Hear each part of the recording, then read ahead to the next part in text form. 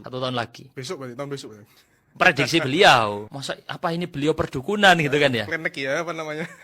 Perdukunan. Enggak. Jadi teorinya Syekh Ahmad Yasin ini sebenarnya dibangun di atas teori Al-Quran secara penafsiran, bukan Al-Quran secara tegas, tapi penafsiran dari Al-Quran, dan teorinya Ibnu Khaldun, pendiri ilmu sosiologi, bapaknya ilmu sosiologi, yang menjadi bukunya Muqaddimah yang terkenal, Muqaddimah Ibnu Khaldun, dan bukunya Muqaddimah Ibnu Khaldun ini menjadi buku paling favoritnya Mark Zuckerberg, pendirinya Facebook. Syekh Ahmad Yasin menyebutkan tentang masalah 40 tahun. Apa dalilnya di Al-Quran? Di Al-Quran dibahas tentang Bani Israel ketika mereka tersesat di antah berantah karena mereka tidak mau masuk ke wilayah Palestina karena di sana ada kaum yang mereka tidak mau perang. Intinya mereka menghindari perang, takut mati. Akhirnya dihukum sama Allah apa? Berada di negeri antah berantah. Penafsiran orang-orang kitab di daerah Sinai itu ya. Daerah Sinai itu kan antara Mesir dan ya itu daerah pegunungan, daerah inilah, tidak bisa untuk dihuni. Mereka ada di daerah sana selama 40 tahun muter 40 tahun. Apa rahasianya? Para ahli tafsir menafsirkan karena 40 tahun ini adalah fase pergantian generasi. Dan ini persis yang diucapkan oleh Ibnu Khaldun dalam Muqaddimahnya. Ibnu Khaldun dalam Muqaddimahnya, kenapa dia sebut 120 tahun?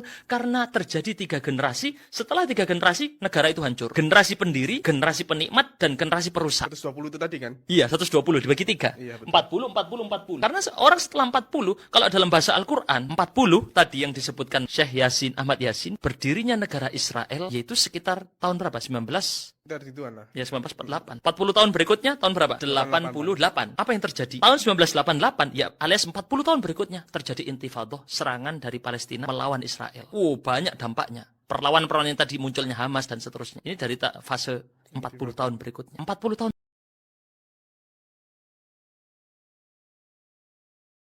Ulama daripada mana-mana ustaz.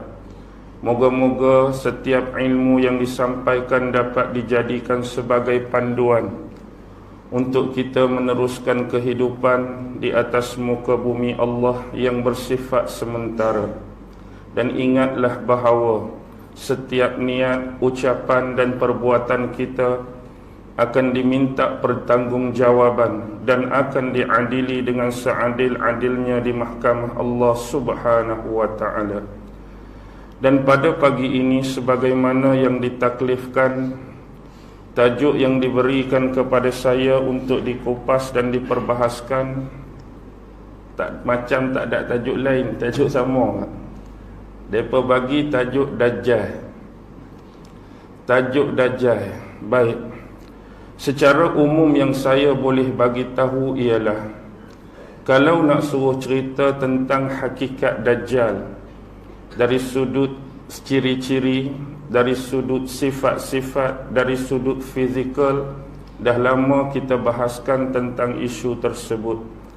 Kalau nak minta kita bahaskan Dajjal dari sudut perancangan-perancangan, agenda-agenda, propaganda-propaganda, juga sudah lama kita bahaskan. Kalau nak bincang bab Dajjal dari sudut fitnah-fitnah yang dikeluarkan oleh Dajjal sebelum beliau menzahirkan dirinya sendiri, juga sudah banyak kita bahaskan. Dan begitu juga kalau nak bincang tentang masalah Dajjal, fitnah batang tubuh beliau itu sendiri sewaktu menzahirkan dirinya kelak, juga sudah banyak diperbahaskan.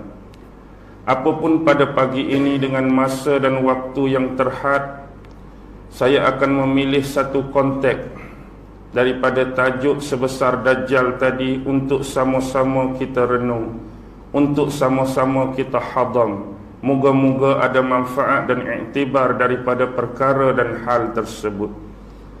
Sebagaimana firman Allah Subhanahu wa taala di dalam surah Fussilat ayat 52, 53 dan 54, yang mana Allah Subhanahu wa taala berfirman, "Qul ara'aytum in kana min 'indillahi summa kafartum bihi man adallu mimman huwa fi shiqaqin ba'id sanurihim ayatina fil afaqi wa fi anfusihim hatta yatabayyana lahum annahul haqq awalam yakfi bi rabbika annahu ala kulli syai'in syahid ألا إنهم في مرية من لقاء ربهم ألا إنه بكل شيء محيط.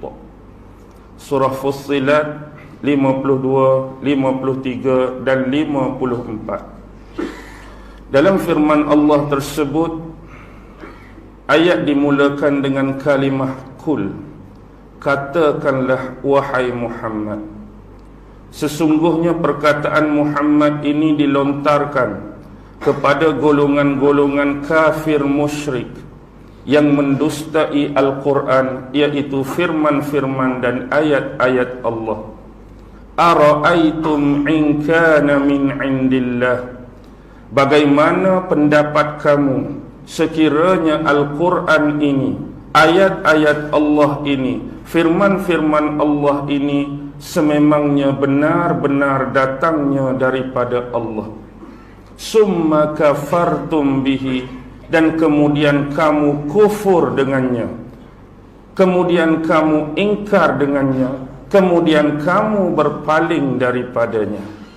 Man adallu, siapakah yang lebih sesat, mimman huwa fi shiqaqin ba'id, daripada mereka yang berada pada persimpangan yang jauh. Dalam ayat 52, Allah memerintahkan kepada Nabi Muhammad supaya menyebut perkara dan hal tersebut kepada kaum musyrikin, yang mana mereka ini mendustakan ayat-ayat Allah dengan pertanyaan dalam bentuk, bagaimana pendapat kamu sekiranya Al-Quran ini benar-benar datang daripada Allah, kemudian kamu tak mau beriman dengannya, kamu kufur dengannya, kamu ingkar dengannya, kamu berpaling daripadanya. Dan tidak ada orang yang lebih sesat kecuali orang-orang yang berada pada persimpangan yang jauh, yakni orang-orang yang sentiasa ingkar, tidak mau mengikut perintah, yang jauh daripada petunjuk dan hidayah Allah subhanahu wa ta'ala. Sanurihim ayatina, kami akan menunjukkan kepada kamu tanda-tanda kekuasaan, tanda-tanda kebesaran kami, fil afaqi, dari segenap ufuk alam semesta ini, wa fi anfusihim, dan kalau hal tersebut masih kurang, kalau hal tersebut masih tidak mencukupi bagi kamu bukti-bukti yang berada di segenap pelusuk alam semesta ni, lihatlah bukti-bukti kekuasaan kami pada diri kamu sendiri. Allah suruh tengok pada diri kita sendiri, pada diri masing-masing. Hatta yatabayyana lahum annahul haqq, sehingga menjadi terang bagi kamu, menjadi cerah bagi kamu, sesungguhnya Al-Quran yang datang daripada Allah kepada Nabi Muhammad itu adalah perkara yang benar, perkara yang pasti, perkara yang hak. Awalam yakfi bi rabbika, masih tidak mencukupi lagikah Tuhanmu itu bagi kamu? Sesungguhnya dia adalah zat yang maha melihat segala sesuatu.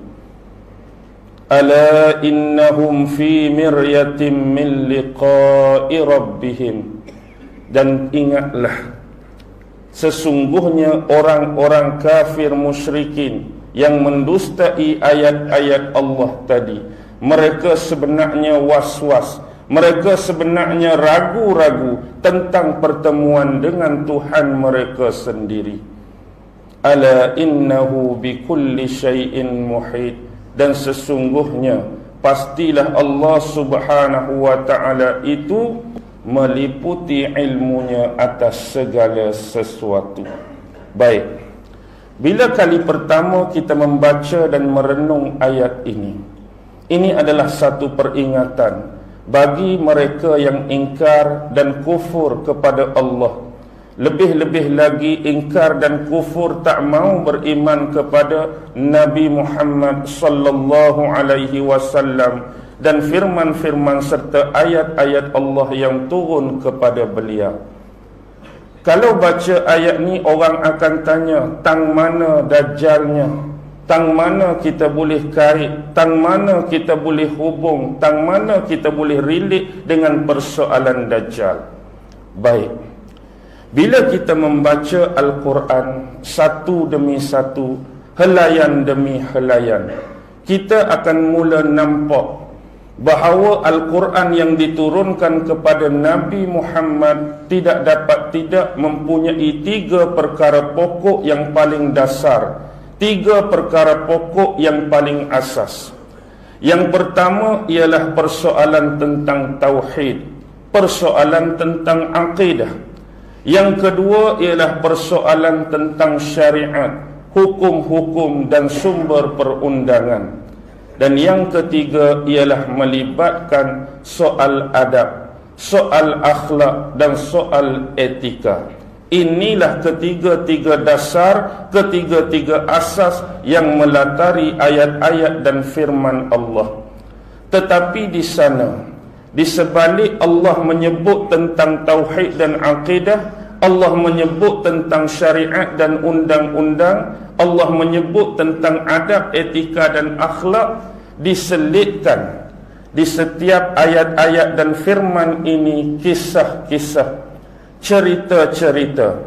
Kisah-kisah ini yang paling banyak melatari dalam Al-Quran ialah para utusannya, iaitu para nabi dan para rasul, yang mana ada di antara nabi-nabi dan rasul yang diberitakan oleh Allah nama-nama mereka, dan juga tercatat di dalam Al-Quran ada di antara para utusan yang nabi-nabi dan rasul ini tidak dikisahkan, tidak diceritakan oleh Allah secara terus dan langsung akan nama-nama dan kisah kehidupan mereka. Di samping itu ada kisah-kisah yang bersifat personal dan individu atas nama perseorangan. Ada kisah Luqmanul Hakim, ada kisah Khidir alaihi salam, ada kisah Iskandar Zulkarnain, ada kisah Nabi Uzair dan beberapa tokoh-tokoh dan nama yang lain dalam bentuk individu dan personal. Dan kadang-kadang kisah ini datang dari sudut yang lebih ramai, berkelompok dalam bentuk ashab-ashab. Ada kisah Ashabul Fil, ada kisah Ashabul Ukhdud, ada kisah Ashabul Ras, ada kisah Ashabu tu, Ashabuni, Ashabuni. Baik, bila kita lihat lataran kisah-kisah ini, sememangnya ketiga aspek yang paling penting memang tersirat di sebalik kisah-kisah ini. Dan Allah melihat kecenderungan hati, jiwa dan perasaan manusia. Manusia ini sememangnya suka, manusia ini sememangnya gemar kepada cerita-cerita dan kisah-kisah untuk mengubat lara, untuk mengubat hati, untuk dijadikan panduan iktibar dan pengajaran. Bila kita melihat isu ini, lihatlah kepada konteks utusan yang pertama sampailah kepada utusan yang terakhir. Dengan bahasa yang mudah, bermula daripada Nabi Adam sampailah kepada Nabi dan Rasul yang terakhir Muhammad sallallahu alaihi wasallam.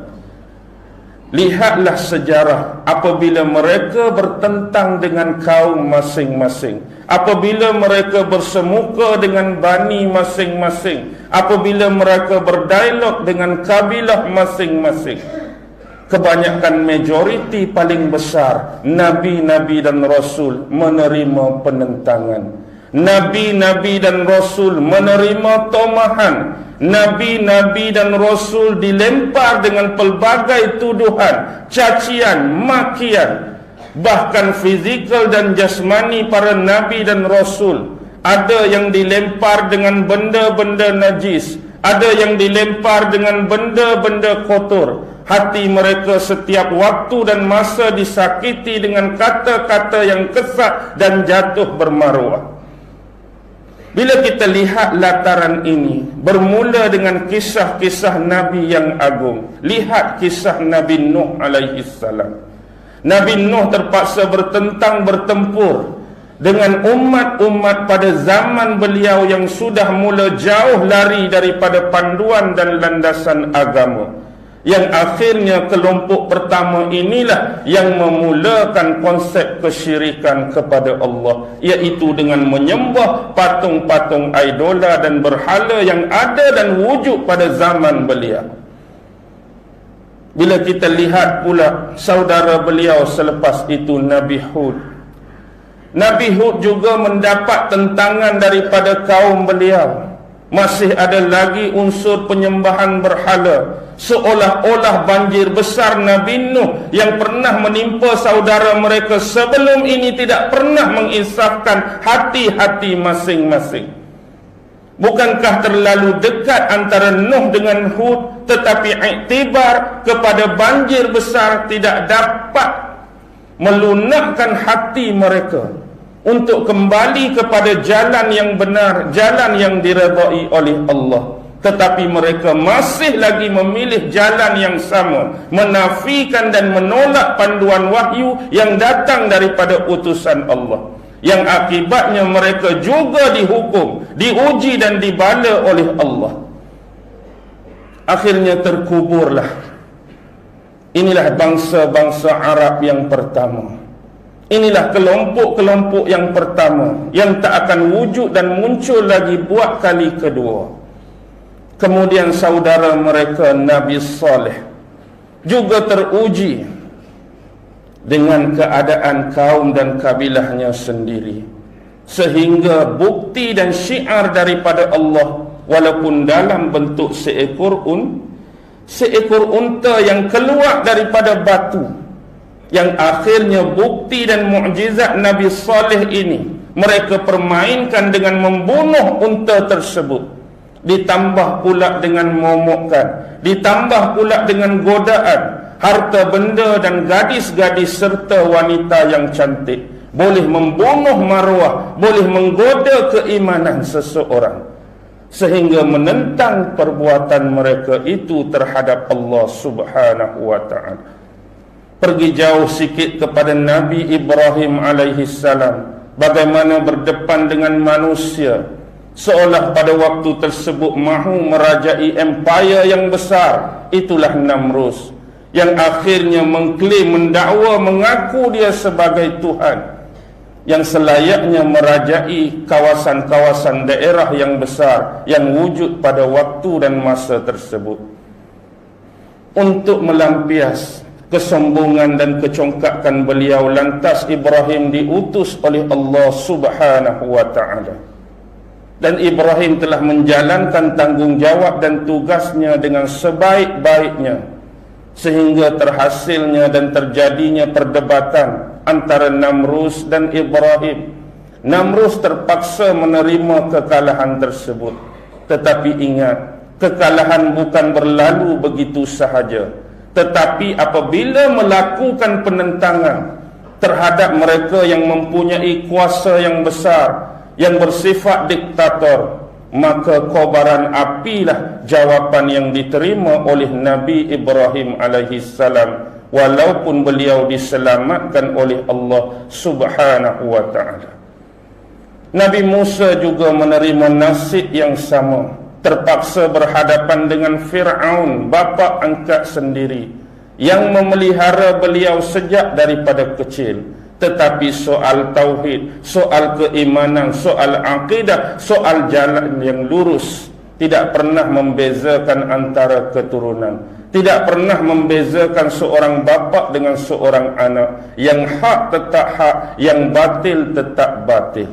Dan Nabi Musa telah menjalankan tugasnya dengan sebaik mungkin sebagai salah seorang utusan Allah.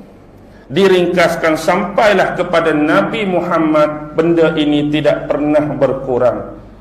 Benda ini tidak pernah berkurang, walaupun jelas dalam kes-kes sebelum ini, kebanyakan majoriti paling besar mereka yang menentang para Nabi dan Rasul menerima habuan yang cukup mengharukan, menerima habuan yang cukup mengerikan, tetapi tidak pernah menginsafi hal tersebut.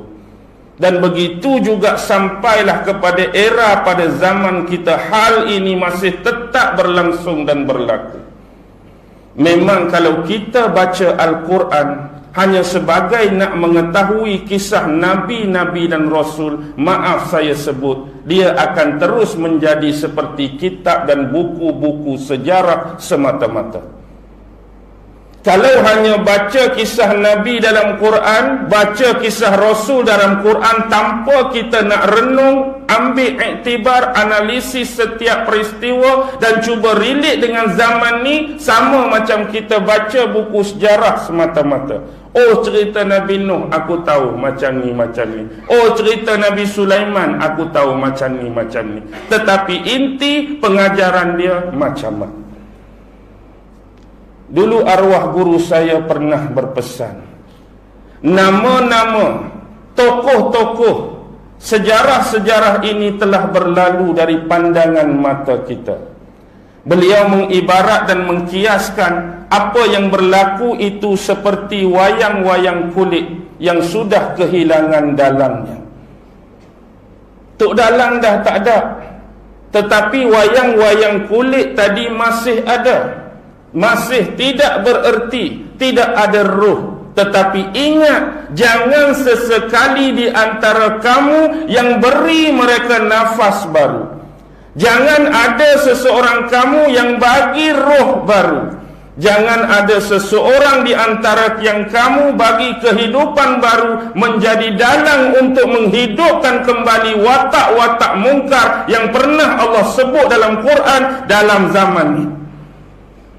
Dengan kata lain, walaupun nama dan watak yang berbeza, apa yang pernah berlaku sejak Adam sampai Muhammad akan dikumpulkan kembali pada zaman ini. Segala kebobrokan, segala kebejatan, segala kemusnahan, segala kekejian akan ada terkumpul di sini.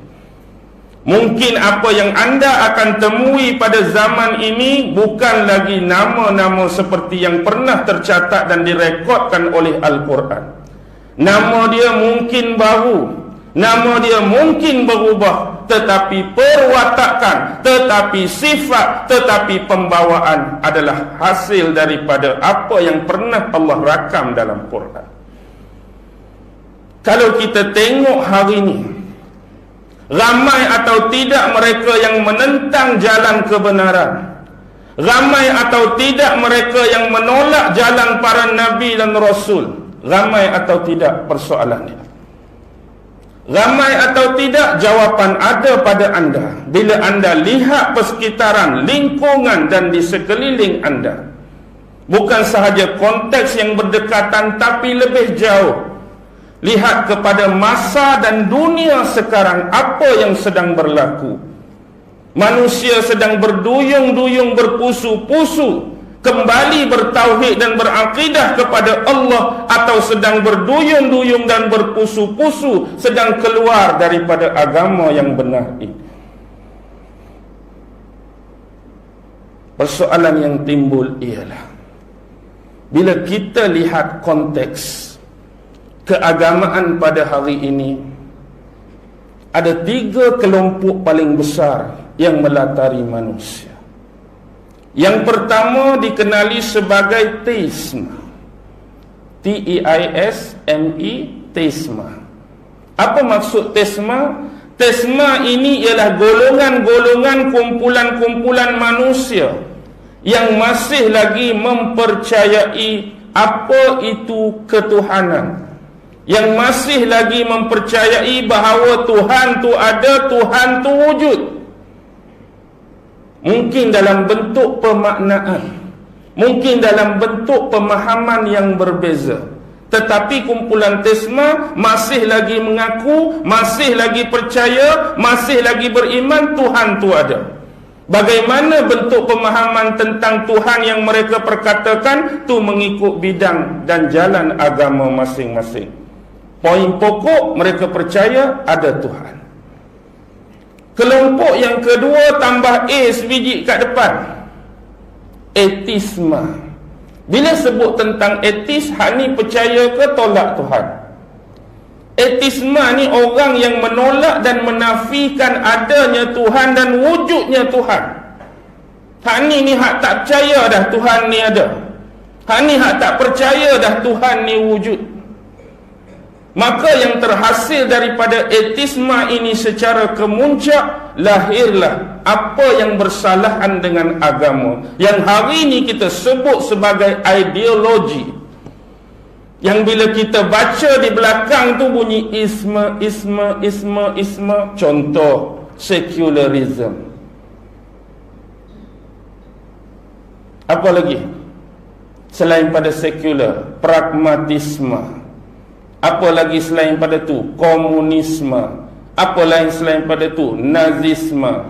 Apa lain selain pada tu? Liberalisme. Apa selain daripada tu? Pluralisme, fasisme. Macam-macam ism telah muncul. Ini adalah bentuk ideologi.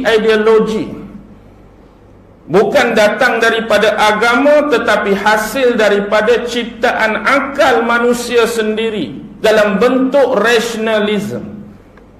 Mereka rasa berkeperluan dan rasional untuk mewujudkan ideologi ini, mereka create.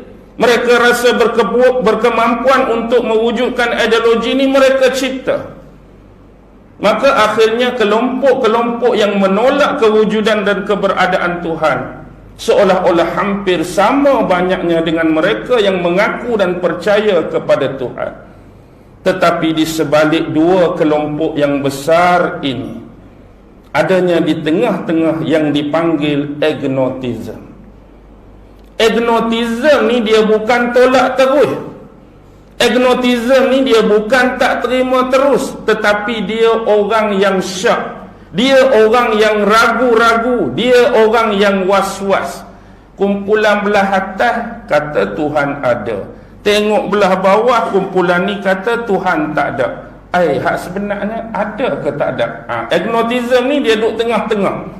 Kalau dia bertemu dengan kumpulan hak percaya pada Allah, dan kumpulan yang percaya pada Allah ni dapat bagi pada mereka, datangkan pada mereka dalil-dalil, bukti-bukti dan hujah yang kuat, yang akal dia boleh terima, hati dia boleh terima, perasaan dia boleh terima, kuat sungguh dalil ni, kuat sungguh hujah ni, benar Allah ada, dia boleh jadi beriman. Tapi kalau dalil yang diberi kepada mereka tentang keberadaan dan kewujudan Allah tu bagi mereka tak kuat lagi hujah ni, tak kukuh lagi hujah ni. Kalau antara hujah yang kata ada dengan saya banding yang kata tak ada, lebih kuat yang kata tak ada, dia boleh jadi ateis. Jadi tiga-tiga golongan ni kita tak boleh nafi sememangnya wujud dalam lingkungan dan persekitaran kita. Tetapi kita masih lagi menghormati atas dasar personality sebagai kemanusiaan. Sebab hak kata theism tadi, orang dan manusia sama macam kita. Hak agnotism pun orang dan manusia sama macam kita. Hak tolak Tuhan pun orang dan manusia sama macam kita. Yang berbezanya soal prinsip pada akidah, prinsip pada kepercayaan tadi. Sekarang kita lihat tentang ayat 52, 53 dan 54 tadi. Kalau kamu tak mau beriman kepada Nabi Muhammad dan ayat-ayat Allah, bukankah kami telah membuktikan kepada kamu tanda-tanda kekuasaan kami? Tak cukup hak luar, tanda-tanda yang ada pada diri kamu sendiri. Ambil mudah kalau kita lihat hujung rambut sampai hujung kaki yang Allah create, yang Allah cipta pada kita. Kita ambil hak paling halus lah, kita kata hanya satu helai bulu roma. Kalau hari ni minta kita buat balik sehelai bulu roma, siapa yang mampu? Hak paling kecil lah kita kata, selai bulu roma, siapa yang mampu buat? Ada yang berani buat? Tak ada siapa berani buat, walaupun selai bulu roma. Apatah lagi hak besar, jantung. Apatah lagi hak besar, buah pinggang. Apatah lagi hak besar, paru-paru. Boleh create, boleh buat? Tak boleh. Baik, di sini ada satu poin yang paling penting, yang saya nak ambil antara prinsip-prinsip asas kedajalan ini ialah memberontakkan jiwa yang menolak dan menafikan kewujudan Tuhan. Hari ini ramai antara sedar dengan tak sedar, perasan dengan tak perasan, sudah banyak wujudnya golongan-golongan yang sudah meragui dan menafikan Allah tu wujud. Hari ini kita panggil ateis. Dan mungkin ada nama-nama baru tetapi memiliki ciri-ciri, memiliki persamaan dengan apa yang dibawa oleh induk paling besar ini. Sekarang kita lihat sebagai contoh. Hari ini dah ada yang mula mempertikaikan Allah itu terhasil, Tuhan itu terhasil daripada getaran. Pernah dengar kalimah macam ni? Ada yang kata Allah tu tak wujud. Allah tu wujud sebab kita percaya dan beriman pada dia. Dan kalau kita tak percaya dan tak beriman, dia jadi tak ada. Faham tak? Macam ni. Yang sebenarnya Allah tu ada sebab kita ni duk beriman pada dia. Allah tu jadi ada sebab kita tu percaya pada dia. Sebab kita yakin pada dia, kita duk tanam dalam kepala, kita duk tanam dalam otak bahawa Allah tu ada, Allah tu wujud, Allah tu ya, Allah tu betul. Dia jadi ada lah. Tapi kalau kita tukar sebaliknya, mana ada Tuhan, mana ada Allah, tak ada pun tak wujud, dia jadi tak ada lah. Jadi siapa yang create Tuhan tu? Kita sendiri. Bukankah bangang namanya? Kalau lagu tu nak mewujudkan, kita percaya. Nak menghilangkan, kita nafi. Semudah itu manusia diperbodohkan, semudah itu manusia dipermainkan.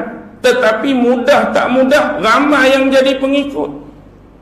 Mudah tak mudah, ramai yang tergoda dan terpengaruh dengan idea-idea seperti ini. Baik, bila sebut etis, kebiasaannya bila kita bentangkan dalil dan hujah dari sudut ayat Al-Quran dan hadis, mereka terima atau mereka tolak. Okey, mana bukti Tuhan ada? Kita pun baca ayat Quran, juzuk sekian, surah sekian, muka surat sekian. Kita pun baca hadis. Mereka terima atau mereka tolak? Dah dia Tuhan pun tak percaya, Nabi dia nak percaya ke tak? Dah Tuhan pun dia tak percaya, ayat Quran dia nak percaya ke tak? Baca dah bertimbun-timbun ayat Quran, mereka akan jeh. Bacalah seberapa banyak hadis, mereka akan tolak. Dan bagaimana kita nak berdepan dengan situasi tersebut? Baik, bila kita belajar tentang ilmu tauhid, di sana ada beberapa manhaj, ada beberapa metodologi yang telah ditinggalkan oleh ulama-ulama besar silam. Kalau kita sebut pasal ilmu tauhid, kita ada manhaj yang ditinggalkan oleh Al-Imam Abu Hasan Asy'ari dengan Imam Abu Mansur Al-Maturidi, yang kita panggil sifat 20. Ada manhaj tu. Dan juga ada manhaj yang kita panggil tauhid 3 serangkai. Tauhid rububiyah, tauhid uluhiyah, tauhid asma' was sifat. Bagi saya, kedua-dua ini adalah metod. Dua-dua ni adalah manhaj. Dua-dua ni adalah jalan.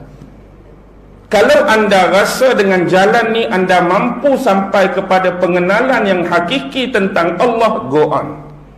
Kalau anda rasa dengan jalan ini anda mampu mengenali pengenalan yang sebenar-benarnya tentang Allah, go on. Manhaj adalah jalan untuk sampai kepada pengenalan yang sebenar. Tetapi di sana ada beberapa bentuk kaedah-kaedah mantik yang diterapkan oleh Asy'ari dan Maturidi. Dan kita harus mempergunakan peluang ini dengan sebaik-baiknya. Mantik dalam bentuk tabyin, mantik dalam bentuk ta'qil, mantik dalam bentuk takrim adalah sebaik-baik jalan yang pernah diluruskan oleh kedua-dua imam tersebut. Dan hari ini sebagai contoh, Bila kita nak berhadapan dengan golongan-golongan seperti ini, mereka akan menggunakan hujah mereka. Base paling besar, base paling dasar adalah pemikiran, otak, hujah-hujah saintifik, fakta-fakta sains. Mereka sudah tidak lagi berminat dengan ayat-ayat Al-Quran, tidak berminat dengan hadis-hadis Rasulullah sallallahu alaihi wasallam. Baik, sebagai contoh, hari ini bila berbicara tentang kewujudan Allah, bila mereka tak percaya Allah tu wujud, bagi orang yang percaya macam kita akan memberikan persoalan. Kalau Allah tu tak ada, Tuhan tu tak ada, siapa yang buat kita?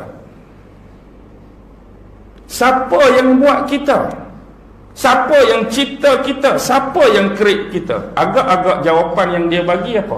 Bila kita tanya macam, alam ini terjadi dengan sendirinya. Alam ni terjadi dengan sendirinya. Jadi bila alam ni terjadi dengan sendirinya, terbentuk dengan sendirinya, otomatik segala apa yang terkandung dalam alam di antara langit dengan bumi pun jadi dengan sendiri juga. Teori kebetulan ni satu dalam sejuta boleh pakai, tapi setiap masa, setiap detik tak akan terjadi apa yang dinamakan kebetulan. Baik, kalau bumi ni terjadi dengan sendirinya, adakah kita semua makhluk-makhluk yang terkandung di antara langit dan bumi ini mempunyai natural choice? Pilihan semula jadi? Kalau tanya kepada kerbau pada awalnya, dia nak jadi kerbau ke tak? Agak-agaklah kalau kerbau boleh cakap, pasal apa hang jadi kerbau? Tak ada pilihan lain, memang awal-awal dulu jadi kerbau. Kalau boleh, kalau boleh rimau ke? Maksudnya adakah mereka ada pilihan semula jadi lebih awal nak jadi kerbau? Mereka ada pilihan semula jadi awal nak jadi rimau? Mereka ada pilihan semula jadi awal nak jadi binatang tu binatang ni? Dan kalau ditanyakan kepada anda sendiri, kalau jadi manusia ni pun agak-agak sebenar nak bangsa apa? Mak Saleh ke, Arab ke, Cina ke, Melayu ke? Impian masa kecil-kecil dulu bang, kalau boleh tengok pada orang lain tu, hak tu cantik, hak tu handsome, nak jadi bangsa mana? Mak Saleh lah, dak Cina lah, putih, macam-macam. Tapi ini bukan kebetulan. Dan hari ini sampai sekarang pun mereka masih lagi menggunakan teori yang sama, iaitu teori Big Bang. Baik, kita bukan nak memperkatakan isu untuk menolak atau menerima Big Bang, untuk membenarkan ataupun tidak membenarkan Big Bang. Jadi kita ambil hujah yang sama sebagai contoh.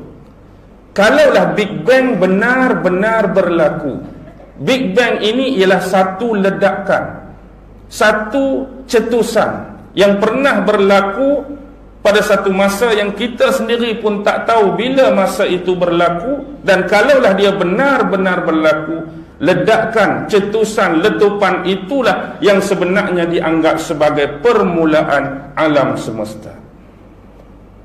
Anda percaya atau tidak teori Big Bang? Kau tak pernah dengar sendiri Big Bang tu apa? Big Bang ni satu teori letupan asal tu yang mencipta, create alam semesta.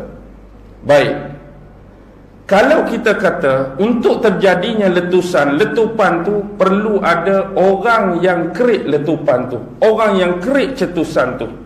Agak-agak siapa yang create letupan dan cetusan tu? Tak ada lain tak bukan kecuali siapa? Allah Subhanahu wa ta'ala. Tapi dia kata tak ada Tuhan di sini, tak ada penglibatan Tuhan, tak ada penglibatan Allah, tapi benda ni terjadi dengan sendirinya. Baik, setiap fakta, setiap bukti saintifik, anda perlu buktikan hal ini benar-benar berlaku dan pasti. Dan bila dikatakan sebagai teori sains, anda perlu mampu untuk buktikannya balik dalam bentuk di makmal atau di lab. Kalau minta kepada mereka untuk membuktikan kembali boleh menghasilkan Big Bang kali kedua, mampu atau tidak dihasilkan di lab atau di makmal?